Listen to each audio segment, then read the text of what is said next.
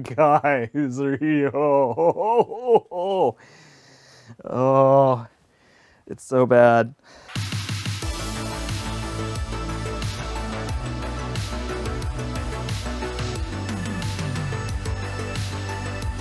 Hey everybody, welcome back to the workbench. I've been away for a little bit, took a little bit of a break from producing videos. It's just been a crazy time. But in any case, I am back today with an Electrolux, which we see a lot of these, lots and lots and lots. Some of the top Electrolux salesmen in the nation in the past have been located in this area, so there are about 1 million of these guys floating around out there. So we see lots of these. People love them. People are emotionally attached to them, and they always want them fixed. This particular one is a second vacuum for somebody who does own a Miele, so this is kind of a backup. So this customer wants this machine serviced. We're going to go ahead and do that for her. Pull out the old bag.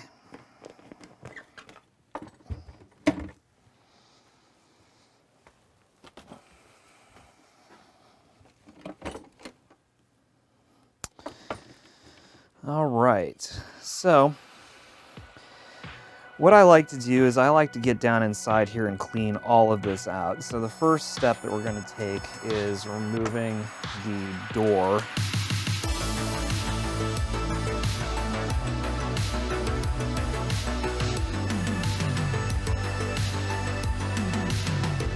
So once we've removed these screws and remove this cover, now we can get to these screws that hold the hinge in place. Take that and just pull that off and let it hang free there for a second. And now there are two more screws right here and right here that we're going to remove. I'm gonna have to remove top cover now so that we can get to what's retaining that bag.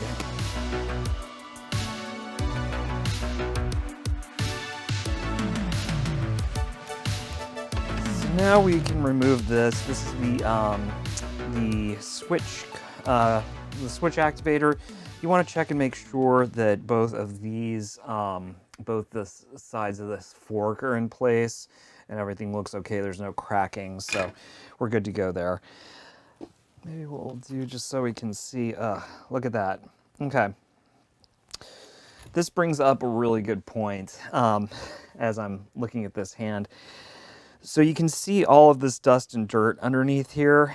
This is the exhaust. The exhaust on these older Electroluxes just heads straight out through these ports. So all of this is what has gone through the bag and back out into the air.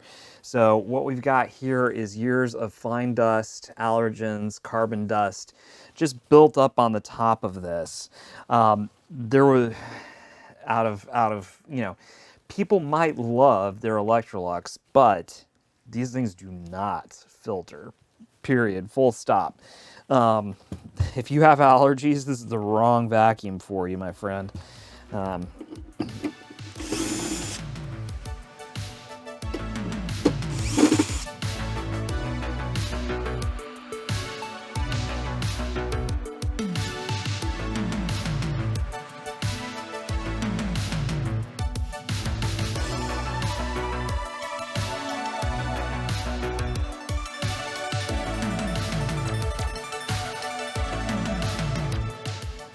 Now this is going to be a little tricky to see. Down inside here, on each of the four corners of the motor, there is a nut. So up there and up there. So what we have to do is we have to run you can run a nut driver, but typically they're not long enough. I'm going to get out a actual ratchet. So I think this is my dad's setup. He always has this at his bench. So I think this is what he has set up specifically. It's 11/30 seconds for Electroluxes.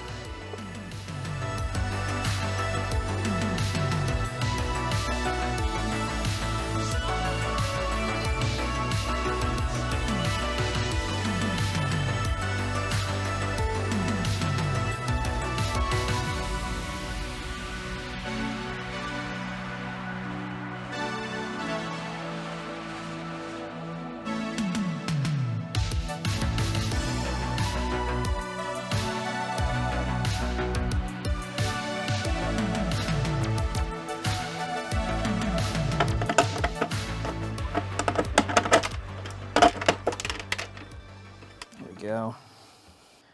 Don't want to lose these little nuts. We'll have to use them for reassembly. Oh, yeah, look at that. So, interestingly, this looks like this motor might have been replaced at some point. Very interesting.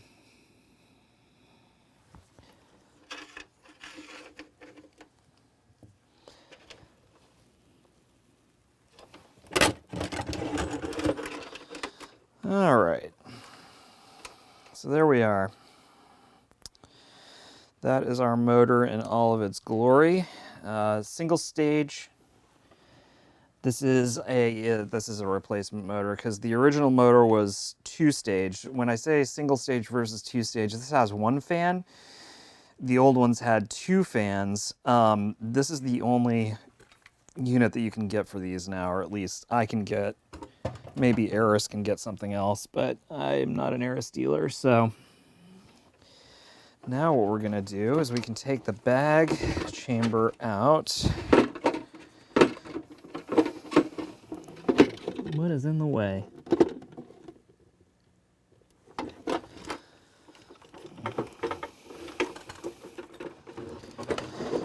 Oh man, this thing's dirty.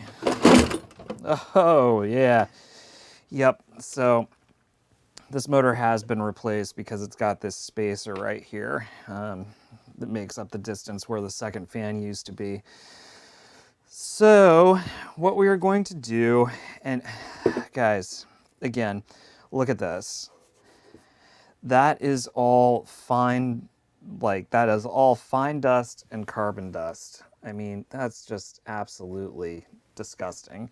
And again, all of this is heading back out into the air that you're breathing. So, you know, when people say, oh man, this is a great machine. My grandma had it and passed it down to me and it still runs. Well, still runs does not equal works well. And given the progress of technology, you can still get a vacuum that is going to last you a really long time. But on the flip side of that, you can get a vacuum that can filter out the dirt that is recirculating out into your home.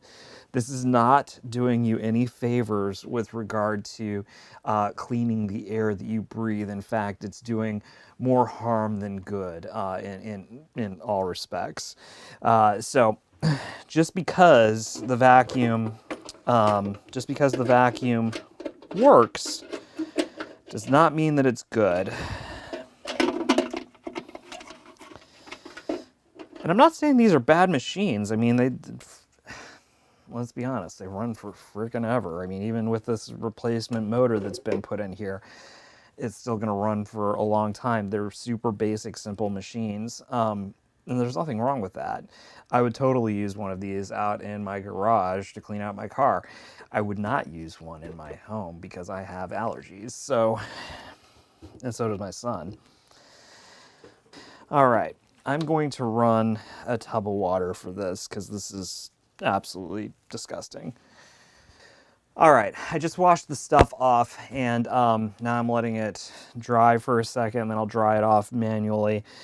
Real quick, I want to take care of wiping off some of the things that I can't submerge or I don't want to submerge. So what we're going to do on this, I like to use Windex when I'm cleaning vacuums, but this is so tenacious, carbon dust, that I want to use a little bit of degreaser on it. Just to...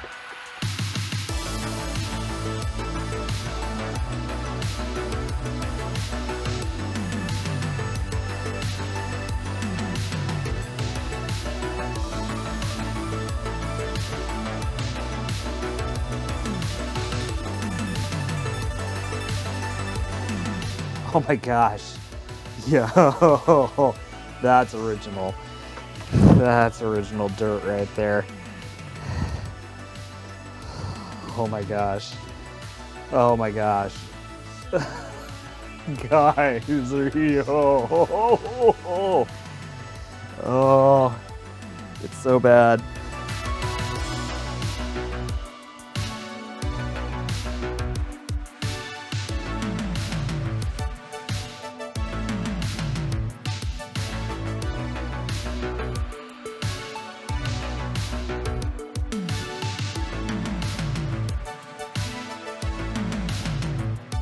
if we flip this over here, so you've got a wheel which goes over here to this this vacuum system, and all this does is it basically tells the machine how much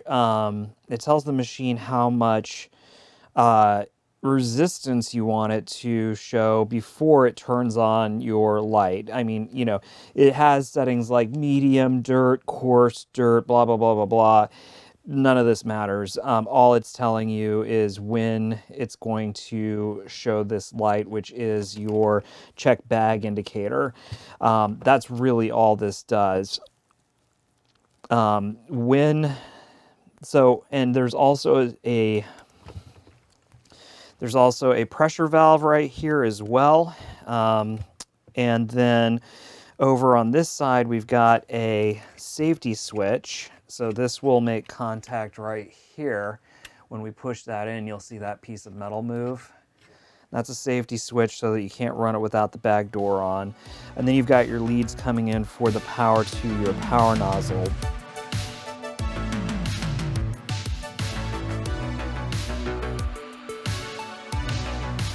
Motor sounds plenty good. There's really no dust buildup in the fan blades to speak of, which is good.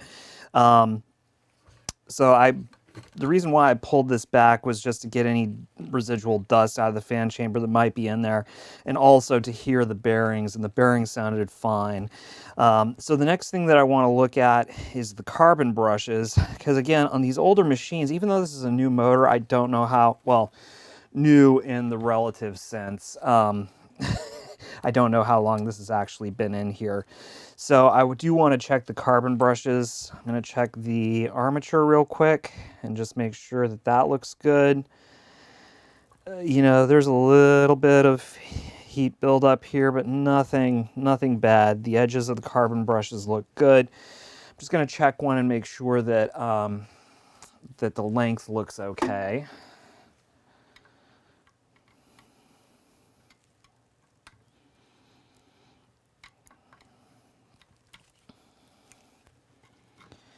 And really, because the leading edges look fine, all I'm looking for is to see where this ends. And it looks like it ends right about here. Right about there. So that gives us quite a bit of carbon brush there. I'm not concerned with that length. That looks good. There's nothing to indicate that the brushes have been burning. So we're going to go ahead and pop this guy back in. Again, sometimes people comment on videos and say they want me to pull the carbon brushes. As much as you cannot pull the carbon brushes unless you are really unsure about length, you can't see, or you know, like I saw down inside here to see how long it was. Because everything looks good, because the length looks good, I'm not going to pull them, because pulling them unseats them from kind of where the motor has situated them. Going back together, even if I seat them in the same direction that they were previously, you just run more risk of kind of like messing up the way the brushes are seated, and I don't want to do that.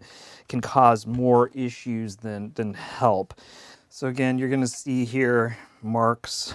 That's staining, and there's really nothing that I can do about this. This is completely dust-free, but you know, this older plastic just covered in carbon dust, it just is what it is. Kind of like this piece. It's old. It's old. There's only so much we can do for it cosmetically.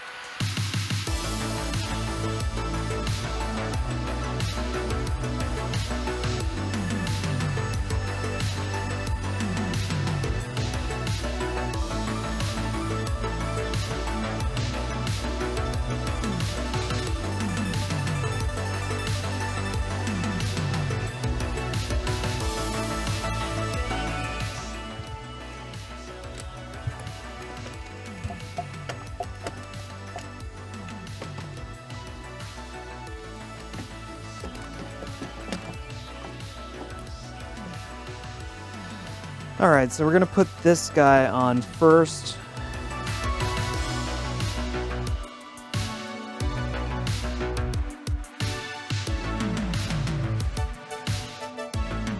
All right, there we go. So now we're gonna go ahead and put the front cover back on here. Each fits just like so.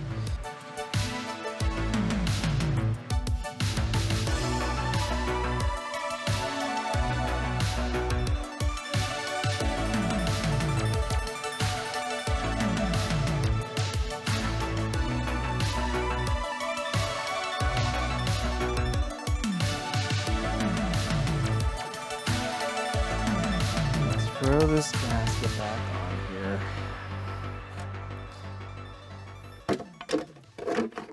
Gonna slide this down and in.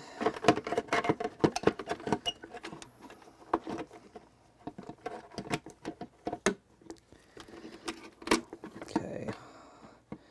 All the wires are clear. The motor leads are where they are supposed to be.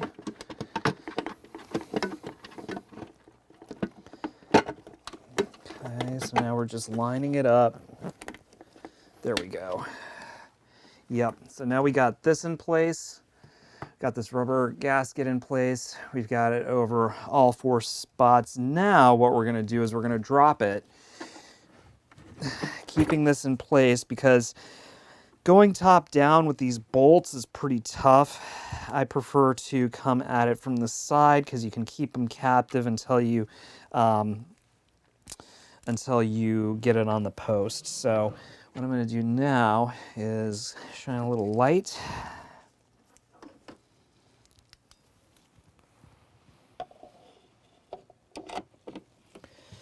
Okay, that's on the post.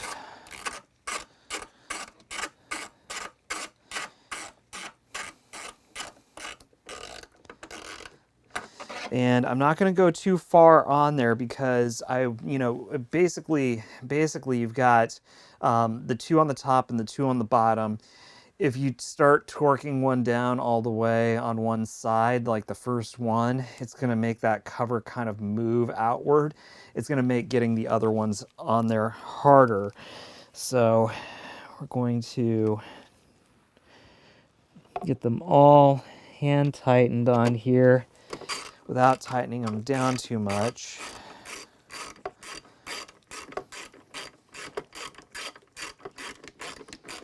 There, I just felt it touch the bottom. All right. Next one, and what I'm going to do is I'm going to flip this over because it's easier to get to when it's in this orientation.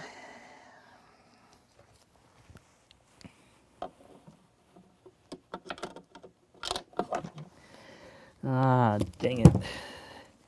It always happens at least once. You lose. There we go.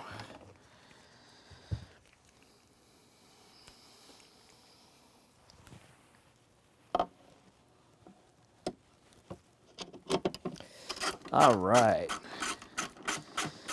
We are almost home free.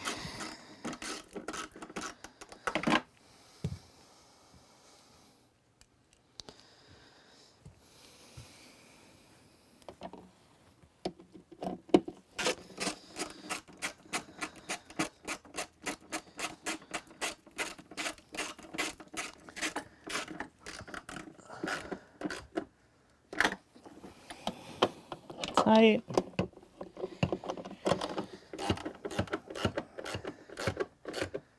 Tight. Flip it over.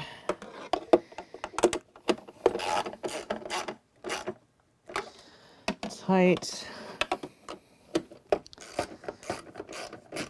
And tight. All right. So that is back in place. Good deal. My overhead camera, the battery died because this is getting really long. So, I don't know where I left off with the overhead. But what we've done is we put the screws back in, motors back in, and we've got the cord reel back in place and wired in place. So now what we're doing is we are throwing this in here. Now, I offered to replace the cord reel because it does not lock into place anymore, and she did not want that done. So I'm not going to Not going to do anything with that. We attach this vacuum line right here.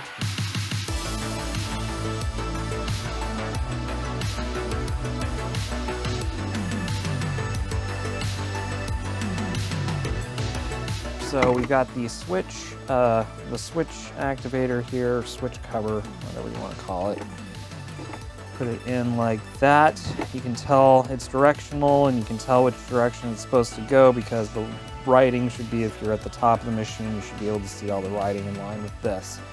So now we can go ahead and pop this guy. I'm going to remove this just so I've got some room to work. Okay, so we've got 2 screws here, 1 screw here, and 1 screw here. So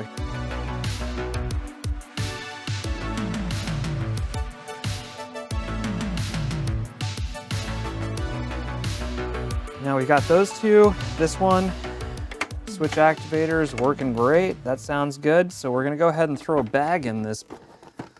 All right, just an old school paper bag. That's really the only ones available for this. I'm just gonna make sure that everything looks spick and span. Last detail on the inside here. And again, there's some staining around the outside edge here. Nothing I can really do about that, but it looks 10 times better than it did. So that's all we can really do. Okay. So now we've pretty much got him back together. What I'm going to do real quick is I'm going to run him before I detail him and just make sure everything is copacetic. Hey, look at that. Cord reel locked. Very interesting. Ha! Wasn't locking before. Fixed something. All right, so here we go.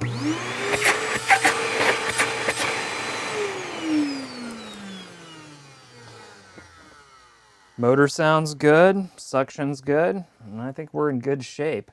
So now we've got everything washed up. What I want to do is I want to detail it. There's not much I can do for this housing because, again, it's so old and beat up. But I'm going to throw some polish on here, just try to make it look as sharp as I can.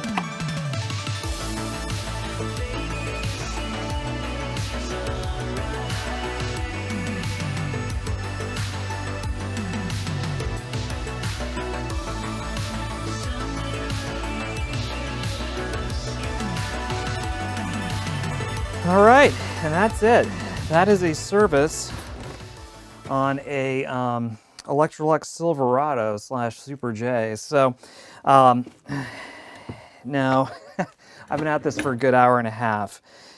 That's why these are expensive to service. Electrolux's and Kirby's are time intensive, and they both run $139.95. And most of the time they take us about 2 hours to do. Our typical book rate is going to be $80 an hour. So by getting the service, you're saving a little bit of money, you know, based, you know, if you were just to do our hourly rate, right? So now, interestingly, a lot of people are so tied to their Electroluxes, and you can't buy these anymore. You know, they'll pay $140, but you've got to ask yourself, given what we saw while we were inside, do you think that's worth it? You know, given the drawback of the way this machine was built without any kind of post-motor filtration, we saw the amount of dirt that was coming back out into the room. It's, you know, before you spend a lot of money on something like this, think through your needs and what you might like to do. If allergies are a concern, if indoor air quality is a concern, which it should be for all of us, if just, you know, not breathing dust and dirt and grime and carbon dust, you know, all of which have their own respective health concerns that go along with them. If any of those are, you know, concerning to you, it might be time to upgrade before you dump, you know, $140 into a service. You know, and I'm pretty upfront with people when they ask me to service things like this, you know, with, are you sure that you're going to get the value out of it that you're going to put into it? And a lot of times the answer is yes, and I will happily service the machines for anybody who gives that answer. So that is that. Of course, if you like this content, if you want to see more videos like this, go ahead and subscribe, click the bell for notifications. We've got a lot of exciting videos coming up. So I've got a lot planned in the queue. So of course, I hope that I will see you in the next video. Bye.